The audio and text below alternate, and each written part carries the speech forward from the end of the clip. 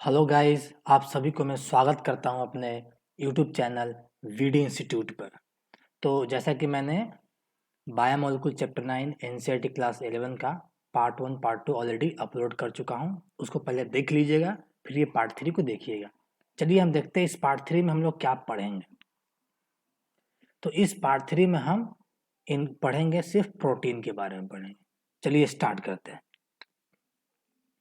तो पिछले part 2 lecture में हमने प्रोटीन के बारे में इंट्रोडक्शन पढ़ा था। आज हम उसी प्रोटीन के बारे में आगे पढ़ेंगे, देखते हैं इसमें क्या क्या इंक्लूड होता है। तो जैसा कि मैंने आपको बताया था कि प्रोटीन अमाइनो एसिड से मिलकर बना हुआ है और ईच अमाइनो एसिड एक दूसरे अमाइनो एसिड के साथ कौन सा बॉन्ड बनाता है? पेप्टाइड बॉन्ड बना के रहता है। ठीक है, तो उसी अमाइनो एसिड पे थोड़ा फर्दर चर्चा करते हैं। ये अमाइनो एसिड दो प्रकार के होते हैं on the basis of essentiality. First is essential amino acid, second is non-essential amino acid. Essential amino acid ऐसा amino acid है जिसको हमारा बॉडी सिंथेसाइज नहीं करता है। ये अमाइनो एसिड हम डाइट के थ्रू लेते हैं। डाइट में भी एनिमल डाइट हो सकता है या प्लांट का डाइट हो सकता है। ठीक है, टोटल 20 अमाइनो एसिड है जो हमारे प्रोटीन में पाए जाते हैं, क्योंकि यही 20 अमाइनो एसिड डीएनए के द्वारा कोड किए जाते हैं। उनमें से जो 10 अमाइनो एसिड है वह 10 amino acid essential amino acid है। उसका नाम है थ्रियोनिन, वेलाइन, ल्यूसीन, आइसोल्यूसिन, तमाम दिया हुआ है। तो इसको याद कैसे करें? तो इसको याद करने के लिए मैंने एक निमोनिक्स लिखा है यहाँ पर, पीवीटी टीम हॉल। इसको लूज सेंस में कर सकते हैं प्राइवेट टीम हॉल, ऐसे याद कर लीजिए। अब देखते हैं इस 10 जो कोड बनाया है हमें, 10 डिजिट का इंडिविजुअल डिजिट, 10 में जो डिजिट है उसका मीनिंग समझाता हूँ मैं।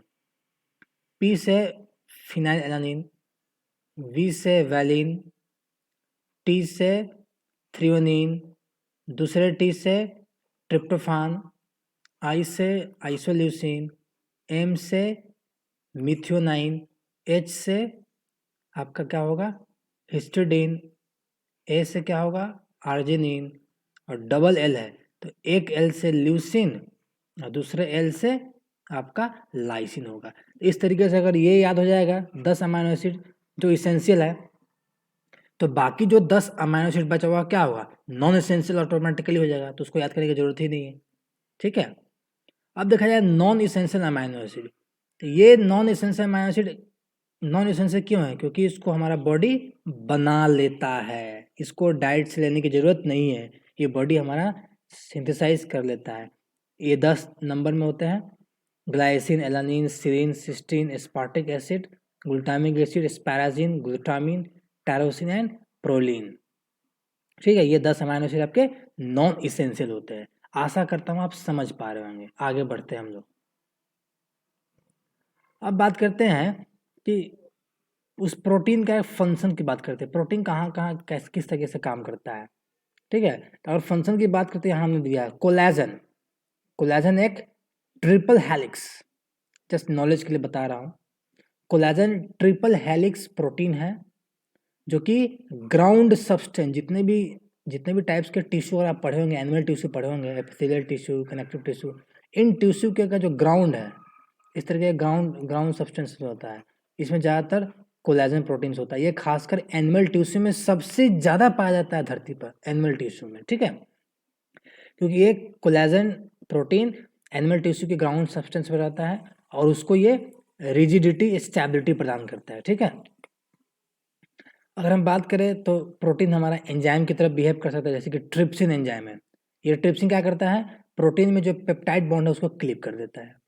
ये प्रोटीन आपका हार्मोन्स की तरफ बिहेव कर सकता है, जैसे कि इंसुलिन। ये इंसुलिन हार्मोन्स करता क्या? ये इंसुलिन हार्मोन्स ब्लड में जो ग्लूकोज होगा उसके कंसंट्रेशन को लो डाउन कर देता है। ठीक है, ये प्रोटीन हमें इन्फेक्शन से लड़ने में हेल्प कर सकता है in the form of antibody. आपने देखा होगा, पढ़ा भी होगा इम्यूनोलॉजी में, एंटीबॉडी कितने टाइप्स के होते हैं? GM, GAM, DE, ये 5 प्रकार का एंटीबॉडी होता है। IgG, IgA, IgM, IgD, IgE होता है। ठीक है, रिसेप्टर की बात करें तो हमारे बॉडी में बहुत सारे सेंसरी रिसेप्शंस होते हैं, जैसे कि स्मेल, सूंघना, टेस्ट। ये सब क्या है? ये रिसेप्टर के थ्रू होता है। हार्मोन का एक्शन, सभी एक्शन रिसेप्टर के थ्रू होता है। रिसेप्टर से ये मॉलिक्यूल बाइंड करते हैं और एक सेल सिग्नलिंग पाथवे चलता है जिससे हमें स्मेल टेस्ट का एक सेंस आता है। ये प्रोटीन हमारा GLUT4 की तरह बिहेव कर सकता है। GLUT4 क्या है? GLUT4 एक ट्रांसपोर्टर प्रोटीन है। क्या है ये? ट्रांसपोर्टर प्रोटीन है। ये क्या करेगा? ये ट्रांसपोर्टर प्रोटीन खास प्रकार से सेल मेम्ब्रेन में पाया जाता है, जो कि एक मॉलिक्यूल्स को एक्सटीरियर इन्वायरमेंट से सेल के इंटीरियर इन्वायरमेंट में ये ट्रांसपोर्ट करता है। वही बात लिखा है, it enables glucose transport into the cells, यानी सेल के बाहरी इन्वायरमेंट से निकाल करके सेल के अंदर इन्वायरमेंट साइटोप्लाज्म में ये भेज देता है। तो आशा करता हूँ आप समझ पा रहे होंगे। यहाँ देखिए कुछ इंटरेस्टिंग फैक्ट्स हैं कि most abundant protein in animal cell collagen and most abundant protein in biosphere is rubisco. ये रूबिस्को प्रोटीन कहाँ काम आता है? ये रूबिस्को प्रोटीन कैल्विन साइकिल में, प्लांट में चलता है कैल्विन साइकिल, वहां पर रूबिस्को प्रोटीन यूटिलाइज होता है, वहीं पर काम आता है। ठीक है, आशा करता हूँ आप समझ पा रहे होंगे। आगे बढ़ते हैं, अब स्टार्ट करते हैं प्रोटीन के स्ट्रक्चर के बारे में। तो प्रोटीन के स्ट्रक्चर की अगर बात हम करें तो चलिए एक ओवरव्यू में हम समझते हैं प्रोटीन का स्ट्रक्चर। प्रोटीन स्टार्टिंग में जब प्राइमरी स्ट्रक्चर में होगा, ये 4 लेवल में बनता है, primary, secondary, tertiary and quaternary. अगर प्राइमरी स्ट्रक्चर की बात करें, प्राइमरी स्ट्रक्चर की, तो ये लीनियर थ्रेड लाइक स्ट्रक्चर होता है। क्या होता है? लीनियर थ्रेड लाइक स्ट्रक्चर होता है, जिसमें बहुत सारे अमाइनो एसिड एक दूसरे के साथ पेप्टाइड बॉन्ड की सहायता से बंधे होते हैं। ठीक है, अब ये प्राइमरी स्ट्रक्चर प्रोटीन्स क्या होता है, बाद में ये प्राइमरी स्ट्रक्चर आपस में फोल्ड करेगा, खुद पे ये फोल्ड करता है। तो फोल्ड करके ये कुछ ऐसा स्ट्रक्चर बनाएगा, ये सेकेंडरी स्ट्रक्चर हो गया। अब ये सेकेंडरी स्ट्रक्चर फर्दर फोल्ड करेगा, टर्सरी स्ट्रक्चर बना देगा। अब ये जो टर्सरी स्ट्रक्चर जो बना, ये क्या हो गया? एक पॉलीपेप्टाइड चेन हो गया।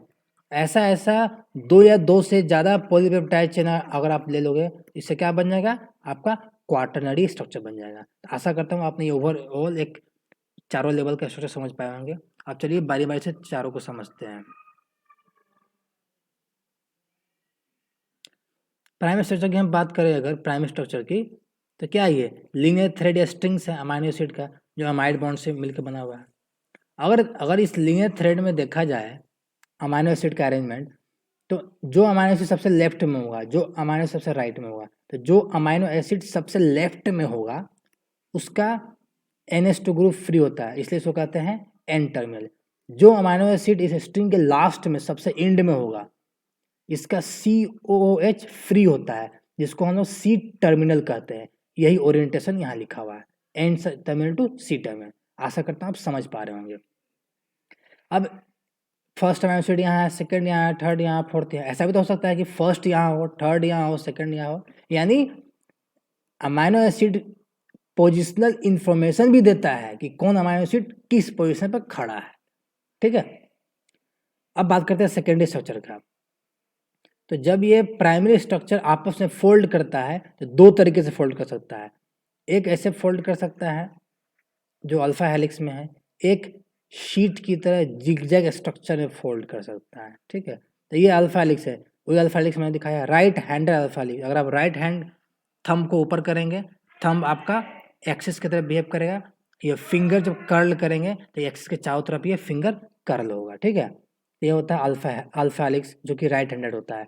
इसमें केराटिन आता है और मायोसिन आता है। ठीक है, अगर बीटा शीट की बात करें तो ये जिगजैग अपीयरेंस होता है। देखिए जिगजैग दिख रहा है, इसे जिगजैग अपीयरेंस है। तो एक 2 या 2 से ज़्यादा पेप्टाइड चेन एक दूसरे के सामने में लाइनअप होगा और उसके बीच में हाइड्रोजन बॉन्ड बनता है। यानी प्राइमरी से अगर सेकेंडरी स्ट्रक्चर में जाएंगे तो जो स्टेबलाइजिंग फोर्स है सेकेंडरी स्ट्रक्चर में, वह क्या है? हाइड्रोजन बॉन्ड है। इस बात को ध्यान में रखिएगा आप लोग। ठीक है, ये सिल्क में होता है आपका बीटा शीट। तो सेकेंडरी स्ट्रक्चर इज लार्जली किससे स्टेबलाइज है? तो आपका हाइड्रोजन बॉन्ड से स्टेबलाइज है, जो एक नॉन कोवलेंट इंटरेक्शन होता है। आशा करता हूं आप समझ पा रहे होंगे। आगे बढ़ते हैं और हम बात करते हैं यहाँ पर टर्सरी स्ट्रक्चर की बात करते हैं। किसकी बात करते हैं? टर्सरी स्ट्रक्चर की बात करते हैं। तो जैसा कि हमने सेकेंडरी स्ट्रक्चर आपको बता दिया, इस तरीके से हो गया। अब ये सेकेंडरी स्ट्रक्चर आपस में फिर फोल्ड करता है और ये फोल्ड करके एक ग्लोबुलर स्ट्रक्चर बनाता है या एक होलो वूलन बॉल की तरह स्ट्रक्चर बन जाता है, इस तरीके से होलो वूलन बॉल की तरह बन जाता है। इसी को कहते हैं पॉलीपेप्टाइड चेन कहते हैं, जो ग्लोबुलर शेप, और ये ग्लोबुलर शेप मोरलेस स्फेरिकल शेप में होता है, ठीक है। तो इस फॉर्म में टर्शियरी स्ट्रक्चर में आते आते हमारा प्रोटीन की स्टेबिलिटी दिखना शुरू हो जाती है, और साइटोप्लाज्म जो सेल का पार्ट है उसमें मेजोरिटी ऑफ प्रोटीन्स क्या है, आपका majority of proteins tertiary structure में पाया जाता है, जो ज़्यादातर फंक्शनल होता है, ठीक है। अब जब सेकेंडरी से टर्शियरी जाएंगे तो और भी बहुत सारा नॉन कोवलेंट इंट्रैक्शंस आ जाएगा। अभी तक तो हाइड्रोजन बॉन्ड था ही, हाइड्रोजन बॉन्ड अभी भी रहेगा, बट हाइड्रोजन बॉन्ड के अलावे क्या आ जाएगा, वैन डर वाल, फिर हाइड्रोफोबिक, फिर आपका आयोनिक बॉन्ड आ जाएगा। ये सब क्या है, नॉन कोवलेंट बॉन्ड है, इसको लिख लीजिए जैसे मैं बोला हूँ। तो इस non covalent bond in secondary से जब टर्शरी में जाएंगे तो उस टर्शरी स्ट्रक्चर को ये नॉन कोवलेंट बॉन्ड या मल्टीपल वीक इंट्रैक्शन इनको स्टेबलाइज करता है, इनको एक स्टेबिलिटी देती है। आशा करता आप समझ पा रहे होंगे। आगे बढ़ते हैं। अगर हम क्वाटरनरी स्ट्रक्चर की बात करें तो क्वाटरनरी स्ट्रक्चर में क्या हुआ कि दो या दो से ज्यादा पॉलीपेप्टाइड चेन, एक चेन यहाँ है, दूसरा चेन यहाँ है, दो हो या दो से ज्यादा हो, ये जब आपस में एसोसिएट करते हैं तो क्या बनाएंगे, आपको क्वाटरनरी स्ट्रक्चर बनाएंगे। इसका एक ब्यूटीफुल एग्जांपल देता हूं मैं, हीमोग्लोबिन का। हीमोग्लोबिन में दो अल्फा चेन होता है और दो बीटा चेन होता है। तो ये जो आपका पॉलीपेप्टाइड चेन दो या दो से ज़्यादा आकर एसोसिएट किया है, ये सारे पॉलीपेप्टाइड चेन सिमिलर हो सकते हैं, एक ही प्रकार का हो सकते हैं, जैसे कि लैक्टेट डिहाइड्रोजिनेज में होता है, या ये डिसिमिलर हो सकते हैं, यानी एक से ज़्यादा टाइप के हो सकते हैं, जैसे कि हीमोग्लोबिन में है दो अल्फा चेन और दो बीटा चेन। आशा करता हूँ आप समझ पाए होंगे। ये सभी पॉलीपेप्टाइड चेन आपस में स्फीयर के फॉर्म में होते हैं। अब सवाल उठता है कि यहाँ बहुत सारे पॉलीपेप्टाइड चेन है स्फीयर के फॉर्म में, तो ये पॉलीपेप्टाइड चेन एक दूसरे के रिस्पेक्ट में अरेंज कैसे हैं, तो ये एक दूसरे के रिस्पेक्ट में क्यूब या प्लेट के पैटर्न में अरेंज हो सकते हैं। क्यूब बन गया ऐसे, क्यूब का मतलब हो गया एक दूसरे के ऊपर इस तरीके से आप अरेंज कर सकते हैं, तो ये हो गया क्यूब पैटर्न्स हो गया, ठीक है। आशा करता हूँ आप समझ पा रहे होंगे। और अगर हम बात करें प्लेट पैटर्न, प्लेट में क्या होगा, एक लाइन में से चला जाएगा, लाइन में साइड बाय साइड आपका पॉलीपेप्टाइड चेन अरेंज हो जाएगा, ठीक है। तो अब आशा करता हूँ आप समझ पा रहे होंगे। आगे बढ़ते हैं। तो यहीं पर लेक्चर मैं ख़त्म करता हूँ, इसके आगे और भी सीरीज आने वाला है, तो stay tuned with my YouTube channel update. Thank you for listening to my lecture. Thank you so much.